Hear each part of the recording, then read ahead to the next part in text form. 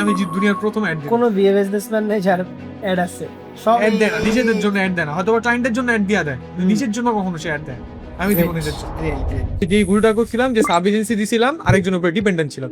Dependent থাকা যাবে না, আমার নিজের আগে ক্লায়েন্ট বিল করতে হবে, নিজের 5-6টা ক্লায়েন্ট থাকবে, সেটাতে আমি এজেন্সিতে নিয়ে যাবো। তো এই চিন্তা করতে করতে তখন আপনার একটা ভিডিও আসছে ইয়াসিন ভাইয়ের সাথে, জাকারিয়া ভাই ইয়াসিন ভাইয়ের সাথে একটা ইয়ে ছিল।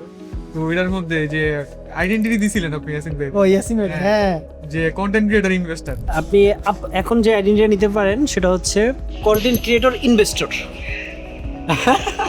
হ্যাঁ জোস। তাই আমি চিন্তা করতেছিলাম যে আমার এই যদি আমি ক্লায়েন্টের পার্সোনাল ব্র্যান্ডই বিল্ড করি, আচ্ছা তাহলে এখানে আমার ক্রেডিবিলিটি কি, আমার ক্লায়েন্ট আমার কাছে কিভাবে আসবে, বিশ্বাস করবে কেমন যে আমার পার্সোনাল ব্র্যান্ডিং আছে, যদি আমার নিজের না থাকে। নিজের না থাকে।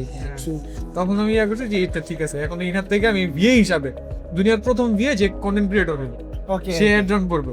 ওকে আমি কোনো বিয়েরে দেখি নাই, মানে নিজেরা সেল করতে হেড রান করছে, এজেন্সি ওনারদের দেখছি, আরে দেখছি, কোনো বিয়েরে দেখি নাই এখন পর্যন্ত। অনেক রিসার্চ করছি, যখন আমার মাথায় আসছে অনেক খুঁজছি যে কার অ্যাড পাওয়া যায়, কারো অ্যাড নেই।